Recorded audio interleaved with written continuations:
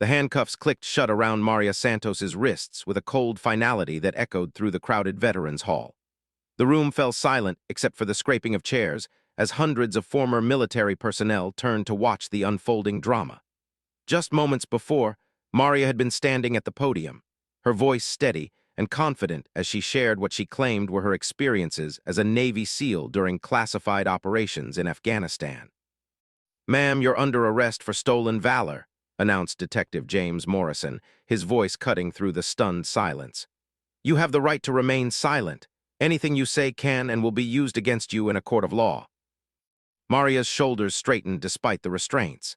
At 32, she possessed an athletic build and carried herself with the unmistakable bearing of someone accustomed to discipline and order. Her dark hair was pulled back in a regulation bun, and even in civilian clothes, everything about her screamed military precision. But according to the anonymous tip that had brought Detective Morrison here tonight, it was all an elaborate lie. The tip had come in 3 days earlier through the police department's fraud hotline. A gravelly voice, identifying himself only as a concerned veteran, had provided detailed information about Maria's speaking engagements across the tri-state area. The caller claimed she was impersonating a Navy SEAL, collecting speaking fees under false pretenses, and worse, soliciting donations for a fake veterans charity she had established. "She's been doing this for months," the caller had said, "taking money from good people who think they're supporting a genuine war hero. Someone needs to stop her before she dishonors every real SEAL who ever served." Detective Morrison had done his homework. The Naval Special Warfare Command had no record of Maria Santos ever completing SEAL training. In fact, they had no record of her serving in the Navy at all. The Department of Defense database showed no military service under her name or social security number. Yet here she was, wearing what appeared to be a genuine Navy SEAL trident pin and speaking with the kind of detailed knowledge that only came from real experience. As Maria was led toward the exit, the crowd began to murmur. Some attendees looked confused, others angry. A few older veterans shook their heads in disgust. Stolen valor cases had become increasingly common, with civilians fabricating military service for personal gain, sympathy, or simple attention. The penalties were severe, fines up to $100,000 and potential jail time. "Wait," called out a voice from the back of the room.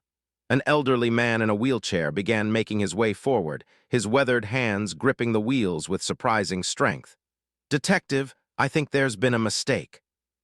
Morrison paused, his grip still firm on Maria's arm. "Sir, this is police business. Please step aside." The old man's eyes were sharp despite his age, and when he spoke, his voice carried the unmistakable authority of someone accustomed to being obeyed. "Son, I'm Admiral William Hayes, United States Navy, retired. I've been listening to this young woman speak, and I assure you, her knowledge of SEAL operations is far too detailed and accurate to be fabricated." The detective's expression remained skeptical. "Admiral or not, sir, our investigation shows no record of her service. The Navy has confirmed she was never a SEAL." Admiral Hayes's weathered face creased into a knowing smile. "Detective Morrison, in my 43 years of naval service, I've learned that not everything the Navy does appears in official records. Some operations, some personnel files, some entire units exist in shadows for very good reasons." He wheeled closer, his keen eyes studying Maria's face. "Young lady, would you mind showing me your left shoulder?" Maria hesitated, glancing between the detective and the Admiral. The room had grown completely silent, the tension thick enough to cut with a knife. Slowly, she shrugged her jacket down, revealing her shoulder through the thin fabric of her blouse. Admiral Hayes leaned forward, squinting at something the others couldn't quite see. His expression changed dramatically, shifting from curiosity to recognition to something approaching awe. "Detective," he said quietly, "you need to release her immediately." Morrison frowned.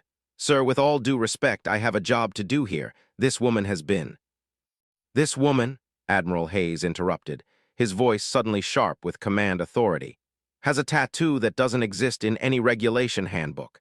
A tattoo that's only given to personnel who have completed missions so classified that their very existence is denied by the government." He pointed to a small, intricate design barely visible beneath the fabric.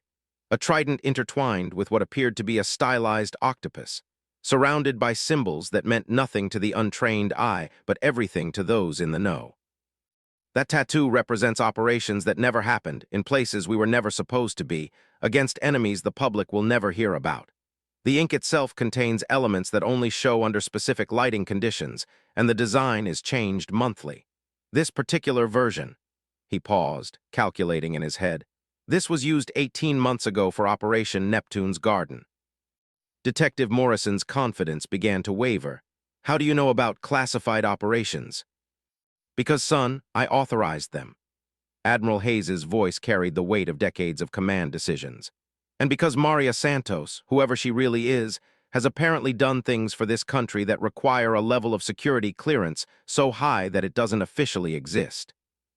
The detective looked between the Admiral and Maria, uncertainty replacing his earlier conviction.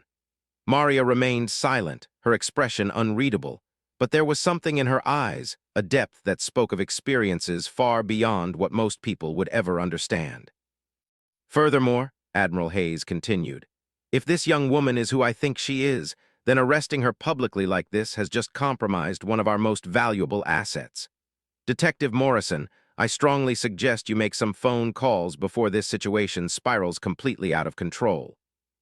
The weight of the Admiral's words settled over the room like a heavy blanket. Maria stood perfectly still, neither confirming nor denying anything, but her silence spoke volumes.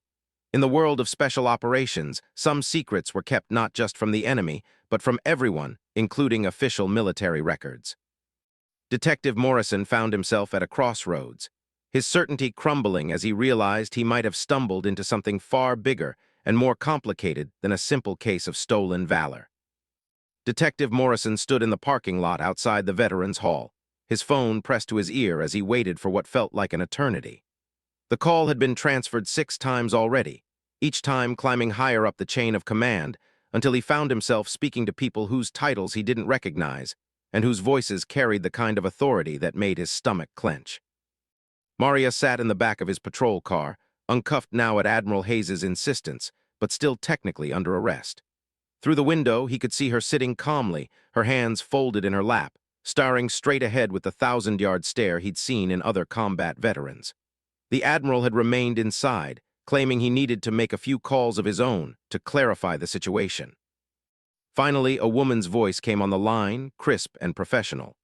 Detective Morrison, this is Deputy Director Catherine Wells, Department of Defense Special Access Programs. I understand you have Maria Santos in custody. Yes, ma'am. She was arrested for stolen valor based on our investigation showing no record of military service. But Admiral Hayes claims. Detective Morrison, the woman interrupted, I need you to listen very carefully. What I'm about to tell you is classified, and discussing it with anyone unauthorized could result in federal charges. Do you understand? Morrison felt sweat forming on his forehead despite the cool evening air. Yes, ma'am. Maria Santos exists in our records, but not under the name you know her by. She was recruited directly from civilian life 7 years ago for a program that doesn't officially exist.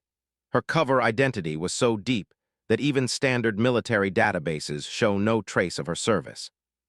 The woman in your custody has completed missions that have prevented 3 separate terrorist attacks on American soil, extracted high-value intelligence from locations our government officially denies visiting, and saved the lives of countless civilians and military personnel. The detective's mind reeled, but the Navy said exactly what they were supposed to say. Detective, you've stumbled into something that operates 20 levels above your clearance. Maria Santos is one of approximately 47 individuals worldwide who exist in the gray area between official military service and what we call adaptive response operations. These people sacrifice their official identities, their recognition, and often their futures to handle situations too sensitive for traditional special forces. Morrison looked back at Maria through his rear window. She was still sitting perfectly still, but now he noticed details he'd missed before. The way she positioned herself to have clear sight lines to all approaches. The slight bulge under her jacket that suggested body armor. The fact that despite being arrested, she seemed completely unworried about the outcome. Ma'am, if this is all true, why was I able to arrest her? Why didn't someone stop this before it got this far? Deputy Director Wells sighed audibly. Because, Detective, someone wanted you to arrest her. This isn't coincidence. The anonymous tip that brought you there tonight came from a sophisticated disinformation campaign designed to expose our assets. Maria's cover has been compromised, which means someone with significant resources and inside knowledge is actively hunting our people. The implications hit Morrison like a physical blow. You're saying this was a setup. I'm saying Maria Santos is now in extreme danger, and by extension, so are you.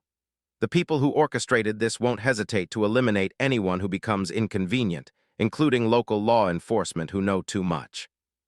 Through his earpiece, Morrison could hear typing and muffled conversations in the background. The deputy director was clearly coordinating multiple moving pieces even while speaking to him. Here's what's going to happen, she continued. In approximately 15 minutes, a federal extraction team will arrive at your location. You will transfer custody of Maria Santos to them, and you will file a report stating that the charges were dropped due to insufficient evidence. The case will be sealed under national security provisions. What about Admiral Hayes? Admiral Hayes is exactly who he says he is, and he's operating under direct orders from the Secretary of the Navy. His presence there tonight wasn't coincidental either. We've been tracking the threat to our assets, and he was positioned as a failsafe in case something like this happened. Morrison felt like he was drowning in information he wasn't equipped to handle. His entire career had been spent dealing with straightforward crimes: theft, assault, fraud. This was something entirely different, a world where the line between legal and illegal was determined by classification levels he'd never heard of. Detective, I need you to understand something else. From this moment forward, you're involved whether you want to be or not. The people who targeted Maria Santos now know that you know about her. That makes you either an asset or a liability. A black SUV with government plates pulled into the parking lot, followed immediately by two more identical vehicles. Men and women in dark suits emerged, moving with the same controlled precision Maria had displayed. Ma'am, the federal team just arrived. Good, Detective Morrison, when this is over, someone will contact you about your options. You've done good work tonight, even if you didn't know what you were really doing. But I want you to think carefully about what you've learned. Some secrets are kept not to hide wrongdoing, but to protect people who do things others can't or won't do. The line went dead, leaving Morrison staring at his phone. The lead federal agent approached him, badge already displayed, her expression all business. Detective Morrison, Agent Sarah Chen, Department of Homeland Security, we're here to take custody of your prisoner. Morrison watched as two agents flanked his patrol car while a third opened the door for Maria. She stepped out with fluid grace, immediately scanning the parking lot with professional awareness. When her eyes met his, there was something in them, not gratitude exactly, but a recognition that he'd found himself at the intersection of worlds most people never knew existed. Agent Chen handed him a business card. Your cooperation tonight has been noted and appreciated. Someone will be in touch within 72 hours to discuss your future involvement in this matter. As the federal vehicles pulled away, Maria Santos in one of them, Detective Morrison was left standing alone in the parking lot, holding a business card for a phone number he knew would probably be disconnected by morning. Inside the Veterans Hall, Admiral Hayes was undoubtedly still, making calls, coordinating damage control for an operation that had just gone sideways in spectacular fashion. Morrison realized that his quiet life as a small-town detective had just ended forever. He was now part of something bigger, more dangerous, and more important than anything he'd ever imagined. The only question was whether he was ready for what came next. The safe house looked like every other suburban home on the Treeline Street in Virginia: 2 stories, attached garage, and a small garden that suggested normal family life. But Maria Santos knew better. As Agent Chen led her through the front door, she automatically cataloged the reinforced doorframe, bulletproof windows disguised as regular glass, and the subtle electronic countermeasures built into the walls. Welcome to your home away from home, Agent Chen said, deactivating an alarm system whose complexity would have impressed most security professionals. You'll be here until we can assess the full scope of the compromise to your identity. Maria moved through the house with practiced efficiency, checking sight lines and escape routes. The living room contained standard furniture, but she noticed the strategic placement that provided cover and concealment. The kitchen had been modified with reinforced walls and what appeared to be a hidden weapons cache disguised as a spice rack. How bad is it? Maria asked, finally breaking her silence since the arrest. Agent Chen consulted a tablet, scrolling through what appeared to be real-time intelligence updates. Worse than we initially thought. The leak didn't just expose you, it compromised the entire Neptune's Garden operation retroactively. Someone with access to our most secure databases has been systematically identifying our deep cover assets. Maria sank into a chair, the weight of 7 years of clandestine operations suddenly feeling heavy on her shoulders. Neptune's Garden had been her most challenging assignment, infiltrating a weapons trafficking network that spanned from the mountains of Afghanistan to the ports of Eastern Europe. She'd spent 18 months living under deep cover, building relationships with arms dealers and terrorists, gathering intelligence that had prevented millions of dollars worth of advanced weapons from reaching hostile hands. Who else has been compromised? 3 other assets so far. Marcus Webb was exposed in Berlin last week. Someone leaked his cover identity to a Russian intelligence network he'd been tracking. Lisa Park's identity was blown in Bangkok, and she barely escaped with her life. And yesterday, David Chen, no relation to me, was found dead in his apartment in London. Officially, it was a burglary gone wrong. Maria felt a chill that had nothing to do with the air conditioning. These weren't just colleagues. In the shadowy world of deep cover operations, they were family. People who understood the unique sacrifice of living a lie so complete that sometimes you forgot who you really were. The leak is coming from inside, Maria said. It wasn't a question. Agent Chen nodded grimly. That's our assessment. Someone with Level 5 access to the Special Access Program's database. The list of people with that clearance is very short, and every one of them has been thoroughly vetted multiple times. A secure phone on the coffee table began ringing with a distinct tone that Maria recognized immediately. Agent Chen answered it, listened briefly, then handed it to Maria. It's Admiral Hayes. Maria took the phone. Sir. Maria, I'm sorry about tonight. We knew there was a potential threat, but we didn't expect them to move so boldly. Using local law enforcement to expose you was cleverly done. It created a public incident that would have been impossible to suppress completely. Do we know who's behind it? We have suspicions. There's a private military contractor called Cerberus Solutions that's been trying to poach our assets for the past 2 years. They offer triple our compensation and a chance at a normal life. No more deep cover, no more living in the shadows. Most of our people have turned them down, but someone might have decided that if they can't recruit us, they'll eliminate us. Maria understood the logic immediately. Deep cover operatives possessed knowledge and skills that were incredibly valuable on the private market.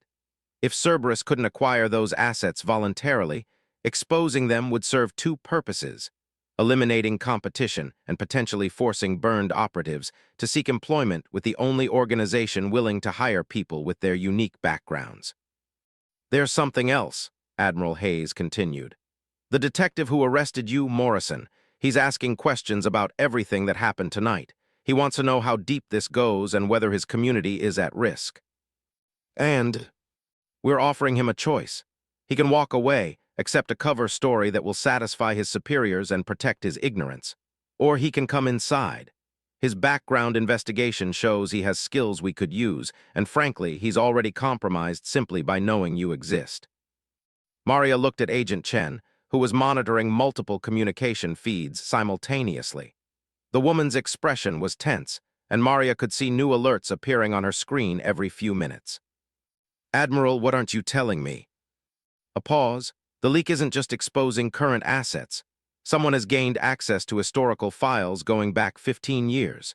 Every deep cover operation we've ever run, every asset we've ever deployed, every mission we've conducted in the gray areas between legal and necessary. It's all been copied. The implications were staggering. 15 years of America's most sensitive operations, conducted by people whose official existence had been carefully erased to protect them, and the missions they'd undertaken. Foreign intelligence services would pay billions for that information. Terrorist organizations would use it to hunt down and eliminate the operatives who disrupted their plans. How long do we have before it goes public? Unknown. Whoever took the information is being strategic about how they release it. They exposed you to test our response capabilities. If we'd failed to extract you successfully, they would have known our contingency plans were inadequate. Maria walked to the window, careful to stay back from the bulletproof glass. The street outside looked peaceful, with children riding bicycles and neighbors chatting over fences. It was the kind of normal life she'd given up 7 years ago when she'd accepted recruitment into a program whose existence was denied by the very government that funded it. "What about my family?" she asked quietly. Agent Chen looked up from her tablet. "Your cover family has been relocated to a secure facility. As far as your community knows, Maria Santos received a job offer overseas and moved away suddenly. Your apartment has been sanitized, and your employment history has been adjusted to support the relocation story." But Maria wasn't asking about her cover identity. Somewhere in Montana, her real family, parents who thought their daughter worked as a traveling consultant, siblings who knew her only through carefully orchestrated visits and phone calls, had no idea that their loved one was fighting a shadow war that most people couldn't imagine. "Your real family is being monitored discreetly," Admiral Hayes said, as if reading her thoughts. "If the leak exposes your true identity, we'll move them immediately, but for now, they're safer not knowing anything has changed." Maria closed her eyes, feeling the weight of 7 years of sacrifice pressing down on her. She'd given up her name, her history, her chance at normal relationships, and her official recognition for service to country. Now even that shadow existence was under threat. "Admiral, what do you need me to do?" "For now, stay safe. We're working to identify the source of the leak and shut down the threat. But Maria, I want you to know, regardless of how this ends, you've served your country with distinction. What you've done, what you've given up, it matters." The secure line went dead, leaving Maria alone with Agent Chen and the knowledge that her war was far from over. Detective Morrison stared at the business card Agent Chen had given him, turning it over in his hands for the 100th time in 2 days. The phone number printed on it led to a voicemail system that simply said, "Leave a message. Someone will contact you." He'd called 3 times but hadn't left a message yet. Part of him wanted to pretend the entire incident had been a dream, but the other part, the part that had driven him to become a police officer in the first place, needed to understand what he'd stumbled into. His decision was made when he arrived at work Wednesday morning to find his captain, Robert Hayes, waiting in his office with a man in an expensive suit who introduced himself only as Mr. Davidson from the State Department. "Morrison, sit down," Captain Hayes said, his usual gruff demeanor replaced by something approaching nervousness. "Mr. Davidson has some questions about your arrest Monday night." Davidson opened a leather portfolio and removed several photographs. They showed Maria Santos from various angles, clearly surveillance photos taken over several months. In some, she was entering what appeared to be government buildings. In others, she was meeting with individuals whose faces had been blurred out. "Detective Morrison, I need you to understand that Ms. Santos is involved in matters of national security. The arrest you made, while technically correct based on the information available to you, has created complications that extend far beyond your jurisdiction." Morrison studied the photos, noting details he'd missed during the arrest. Maria's clothing was different in each image, but her bearing remained consistent, alert, controlled, dangerous. "What kind of complications?" "The kind that get people killed," Davidson said bluntly. "Your arrest exposed an ongoing federal operation targeting a network of individuals who have been selling classified information to foreign governments. Ms. Santos was working undercover to identify the source of those leaks." The detective felt his world tilt slightly. "She was working for us." "She was working for interests aligned with national security. The specifics are beyond your clearance level, but I can tell you that your actions may have saved her life. The arrest gave her a plausible reason to break cover when things were about to turn dangerous." Captain Hayes leaned forward. "Morrison, Mr. Davidson is offering you an opportunity to help resolve this situation, but he wants you to understand what you'd be getting into." Davidson pulled out another document, this one heavily redacted but bearing official government seals. "Detective, you've demonstrated good instincts and attention to detail. Your background investigation shows military service, advanced training in investigation techniques, and most importantly, the ability to keep sensitive information confidential." Morrison had served 8 years as a military police officer before joining civilian law enforcement, but he'd never imagined that experience might qualify him for whatever this was. "What exactly are you asking me to do?" We need someone with local law enforcement credentials to help us track down the individuals who have been targeting our assets. Someone who can move freely in civilian spaces without arousing suspicion. Someone who understands investigation procedures but can operate outside normal bureaucratic constraints. The detective looked between his captain and the federal agent. "You're asking me to go undercover." "We're asking you to help us catch traitors," Davidson corrected. "The people who exposed Ms. Santos and others like her are responsible for the deaths of American operatives and the compromise of operations that have kept this country safe. They're planning something bigger, and we need to stop them before more people die." Morrison thought about Maria Santos, sitting calmly in his patrol car despite being arrested, her complete lack of concern about her situation. She'd known something he hadn't, that forces beyond his understanding were already in motion to resolve the situation. But if she was one of the good guys, who were the bad guys? "Tell me about Cerberus Solutions," he said. Davidson's eyebrows raised slightly. "Where did you hear that name?" "I've been doing my own investigation since Monday night. Cerberus is a private military contractor that's been recruiting former Special Forces personnel for high-paying overseas contracts. But some of their recruitment methods seem to involve exposing active personnel to force them out of government service." "Very good, detective. Yes, Cerberus is part of this, but they're not working alone. We believe they have someone inside the government providing them with classified information about our most sensitive operations." Captain Hayes spoke up. "Morrison, if you agree to help, you'd be given a temporary federal commission and access to resources you've never imagined. But you'd also be painting a target on your back. These people have already killed to protect their operation." Morrison stood and walked to his office window, looking out at the quiet street below. 3 days ago, his biggest concern had been a string of burglaries in the residential district. Now he was being asked to help hunt down traitors who operated in the shadows of national security. What happened to the other assets who were compromised? Davidson's expression darkened. "Marcus Webb survived his exposure, but is currently in protective custody after someone tried to eliminate him in Berlin. Lisa Park is missing, last seen fleeing Bangkok after her cover was blown. David Chen wasn't as fortunate." "And Maria Santos?" "Ms. Santos is safe for now, but only because your arrest gave us early warning that her cover had been compromised. If you agree to help, you'd be working directly with her to identify the source of the leaks." Morrison made his decision. "What do I need to do?" Davidson smiled for the first time since entering the office.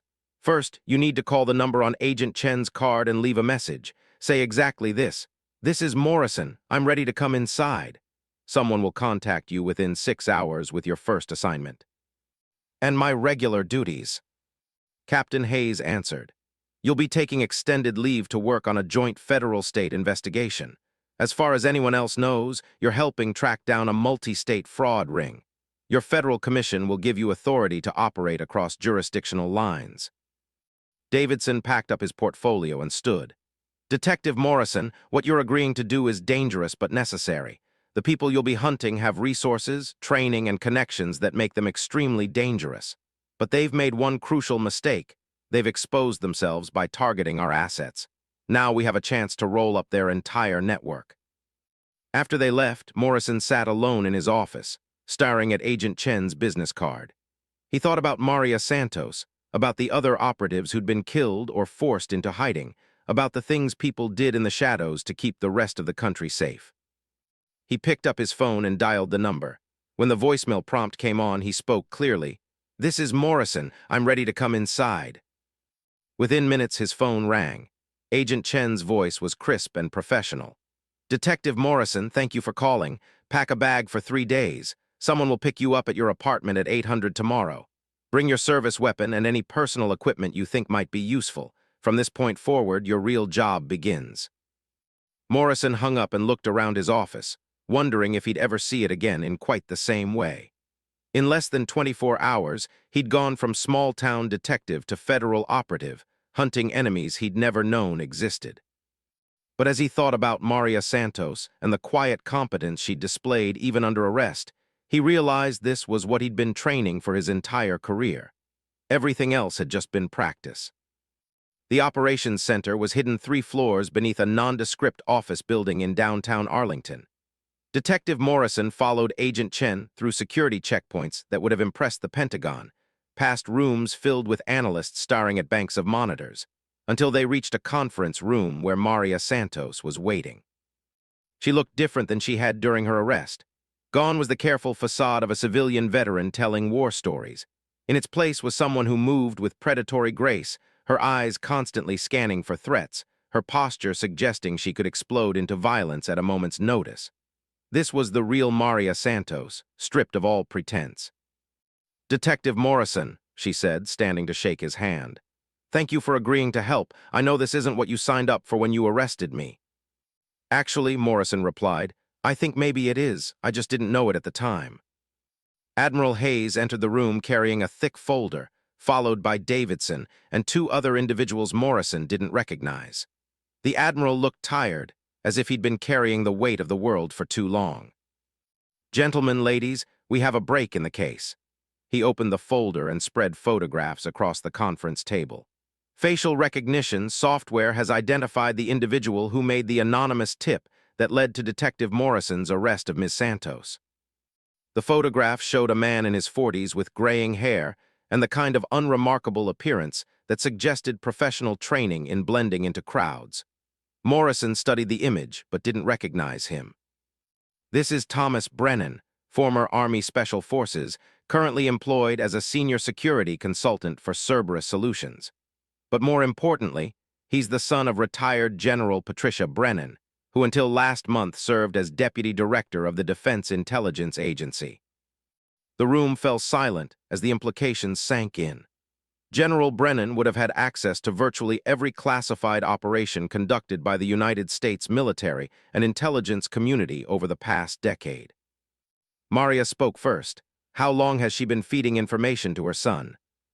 "We're still investigating, but preliminary analysis suggests at least 2 years. Every operation that's been compromised, every asset that's been exposed, can be traced back to information she would have had access to through her position." Admiral Hayes pulled out another document. "General Brennan retired suddenly last month, citing health concerns, but financial records show that her son's company received a significant influx of capital around the same time, approximately $12 million from accounts traced to foreign intelligence services." Morrison felt like he was watching the pieces of a massive puzzle fall into place. So the mother provides the intelligence, the son sells it through his private military company, and they use the information to eliminate competition by exposing government assets. "Exactly," Davidson confirmed. "But there's more. Cerberus Solutions has been positioning itself to take over several government contracts currently held by military special operations units. By eliminating the most effective assets in those units, they clear the way for private contractors, namely themselves, to fill the gap." Maria stood and began packing, a habit Morrison was beginning to recognize as her way of processing complex tactical situations. "Where is General Brennan now?" "That's the problem," Admiral Hayes admitted. "She disappeared 3 days ago, shortly after we began this investigation. Her house is empty, her financial accounts have been closed, and she seems to have vanished completely." "And her son?" "Thomas Brennan is still operating openly through Cerberus Solutions, but we believe he's planning something significant. Intelligence chatter suggests a major operation is planned for this weekend, but we don't know what or where."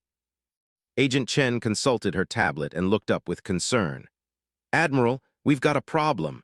Facial recognition has identified Thomas Brennan at Ronald Reagan National Airport 2 hours ago.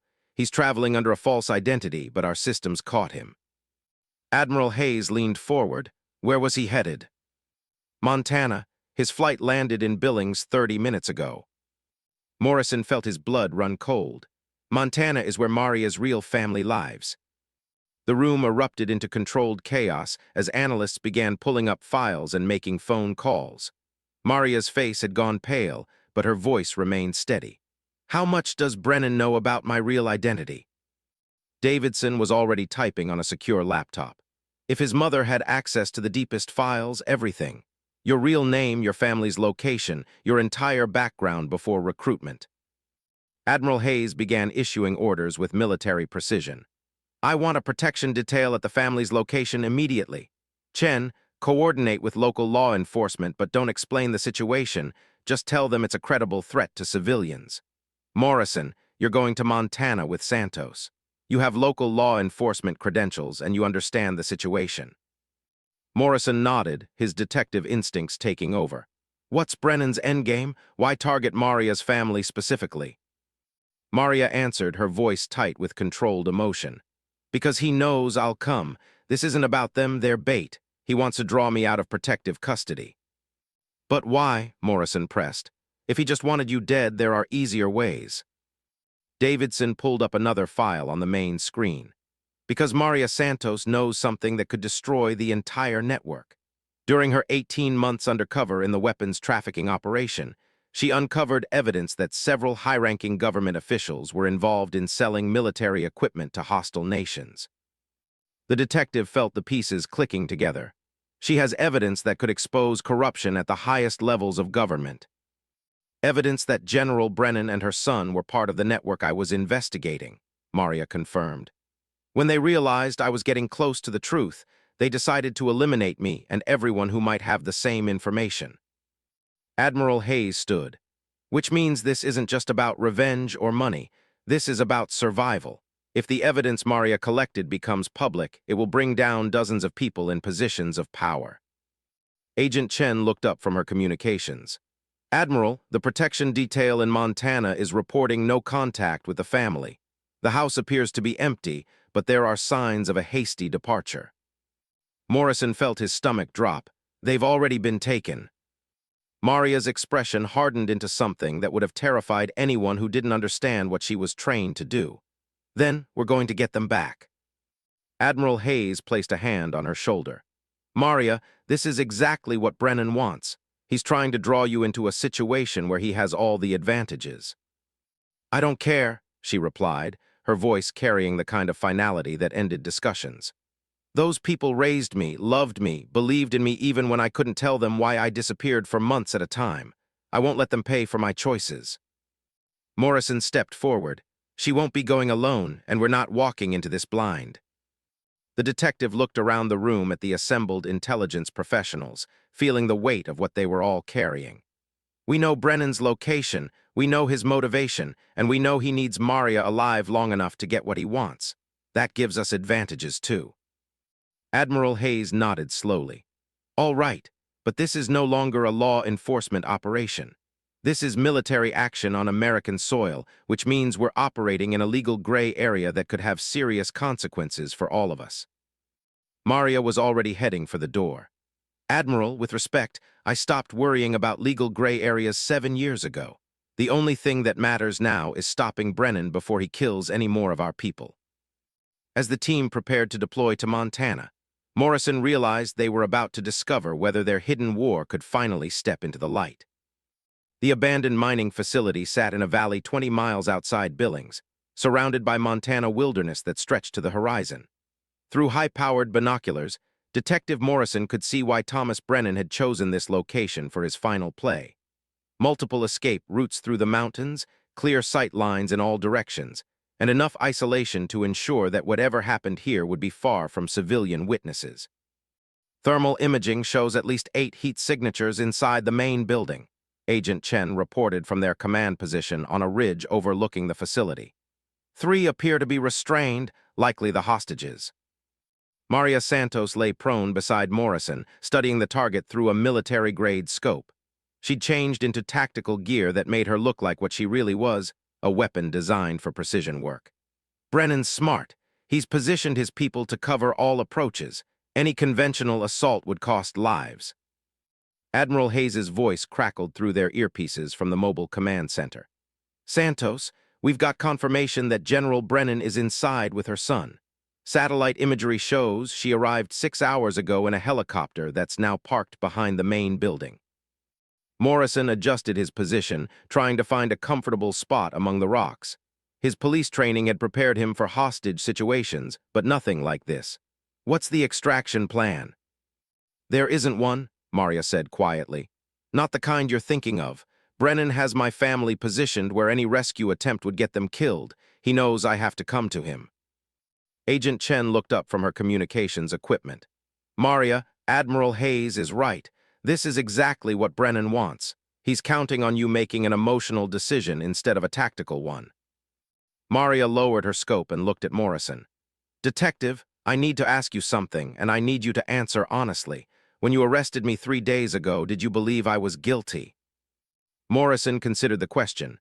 No, something about you didn't fit the profile of someone trying to steal valor. You carried yourself like the real thing. But you arrested me anyway, because the evidence said you should. Yes. That's what makes you good at your job. You followed the evidence even when your instincts said otherwise. Maria picked up her rifle and began checking the weapon systems. Right now, all the evidence says I should stay here and wait for backup, or negotiate, or find some other solution. But my instincts are telling me that every minute we wait is another minute my family is in danger. Morrison understood what she was really saying. You're going in alone. I'm going to do what I was trained to do, what I've been doing for 7 years. She activated her radio. Admiral, I'm moving to the facility. I want you to wait exactly 30 minutes, then move your tactical team to the north entrance. Whatever happens, do not abort the mission to save me. Santos, that's an order. Stand down and wait for. Maria switched off her radio and handed it to Morrison. Detective, you've been asking yourself for 3 days whether you're ready for this world, whether you can handle operating in the gray areas between legal and necessary. This is your answer. She began moving down the ridge with the fluid grace of someone who'd spent years perfecting the art of moving unseen.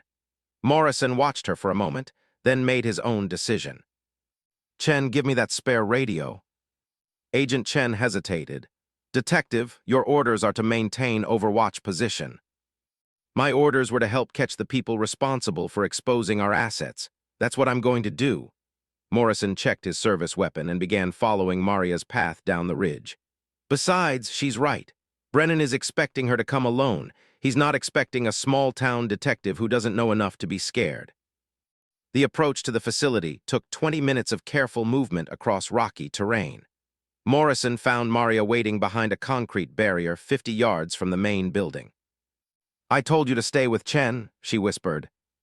You told me a lot of things, doesn't mean I have to listen. Morrison studied the building through his binoculars. I count 4 sentries in visible positions, probably more inside.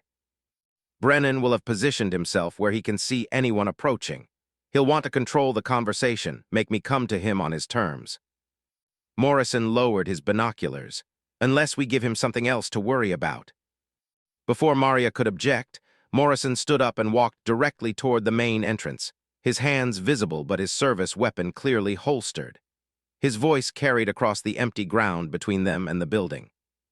Thomas Brennan, this is Detective James Morrison, Billings Police Department. I need to speak with you about a kidnapping investigation. The response came immediately, the crack of rifle fire that sent bullets into the ground near Morrison's feet. He didn't flinch, continuing his steady advance toward the building. Mr. Brennan, I know you're inside. I know you have 3 civilians in there. I also know you're not a killer of innocent people. You're a soldier like me. Another shot, this one closer to his feet, but Morrison kept walking. I served 8 years military police, Mr. Brennan. I know you were special forces. We both swore an oath to protect American citizens. These people you're holding, they're not combatants. They're just a family caught in the middle of something they don't understand. From behind her cover, Maria watched in amazement as Morrison continued his approach. Every tactical manual said he should be dead already, but something about his calm persistence was working. The defensive fire had stopped. What do you want, detective? The voice came from an upper window of the main building. I want to talk. I want to understand why a decorated soldier is threatening innocent civilians, and I want to end this without anyone else getting hurt. Maria used Morrison's distraction to move to a better position, working her way around the building's flank. She could see now that Morrison's gamble was paying off. Brennan's attention was focused on the detective, and his security team was repositioning to cover the main approach.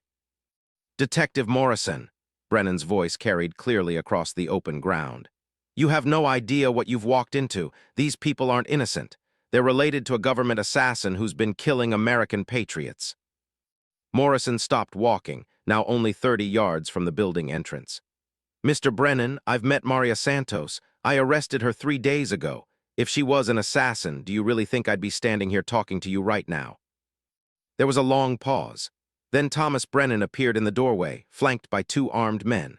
Behind them, Morrison could see 3 figures bound to chairs, an elderly couple and a middle-aged woman who shared Maria's dark hair and determined expression. "Detective, you seem like a good man, but you don't understand what Santos represents. She's part of a shadow organization that operates outside constitutional law. They kill American citizens, they violate sovereignty, and they answer to no one." Morrison nodded thoughtfully. "You might be right about all of that, Mr. Brennan, but right now she's also someone's daughter.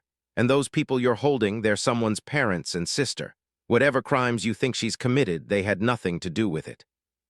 Maria had worked her way to within 20 yards of the building's rear entrance. Through her scope, she could see into the main room where her family was being held. General Brennan stood behind them, her weapon trained on the captives, while her son dealt with Morrison's unexpected negotiation. "Detective," Thomas Brennan called out, "I'm going to make you an offer. Walk away right now, and you'll live to arrest real criminals another day. Stay here, and you'll die along with everyone else when this building becomes a tomb." Morrison's response surprised everyone, including Maria. He began laughing, not hysterically, but with genuine amusement. "Mr. Brennan, 3 days ago I was investigating bicycle thefts and noise complaints. Today I'm standing in the middle of nowhere, negotiating with traitors who have been selling state secrets to foreign governments. If someone had told me this was what police work was really about, I might have chosen a different career." The detective's casual tone seemed to unsettle Brennan. "What are you talking about?" "I'm talking about the fact that while you've been focused on me, a woman trained by the United States Navy to do impossible things has been moving into position to end this conversation permanently." The muzzle flash from Maria's rifle lit up the approaching twilight as her first shot took down the sniper positioned in the building's upper window. Her second shot shattered the window next to Thomas Brennan, sending him diving for cover. Morrison drew his service weapon and moved toward the building at a run, as the carefully orchestrated chaos Maria had created gave them the opening they needed. "Admiral," Maria spoke into her tactical radio, "this is Santos. Execute the assault, 30 seconds. The final battle for the mining facility was swift and professional. Thomas Brennan and his remaining men found themselves caught between Morrison's frontal assault, Maria's precision fire from the rear, and Admiral Hayes's tactical team moving through the building like a force of nature. When the shooting stopped, General Patricia Brennan was dead, killed by her own son when she tried to surrender rather than face trial for treason. Thomas Brennan himself was wounded, but alive, along with 2 of his operatives who would provide valuable intelligence about Cerberus Solutions Network. Maria's family was shaken, but unharmed, though they would need months of therapy to process their kidnapping by people seeking revenge against a daughter they thought worked as a traveling consultant. As federal agents processed the crime scene and medics checked the hostages, Admiral Hayes approached Morrison and Maria where they stood looking out at the Montana wilderness. "Detective Morrison, I have an offer for you." Morrison looked at the Admiral, then at Maria, who seemed more relaxed than he'd ever seen her. "What kind of offer?" "A permanent position with our organization. Full federal commission, advanced training, and the chance to do work that matters on a scale most people never imagine." Morrison considered the offer while watching Maria's reunion with her family. Her parents held her like they thought she might disappear again, while her sister peppered her with questions about what had really happened. "Admiral, what happens to Maria now that her cover is blown?" "That's up to her. She can retire with full honors and a new identity, or she can help us rebuild our operations with better security protocols."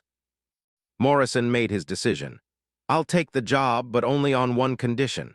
Maria Santos gets a choice about her future, and whatever she decides, she gets the support she needs to make it work." Admiral Hayes smiled. "Detective Morrison, I think you're going to do very well in our organization." As the sun set over the Montana mountains, Detective James Morrison realized that his real career in law enforcement was just beginning. And Maria Santos, for the first time in 7 years, had the chance to decide who she wanted to be when she stopped living in the shadows.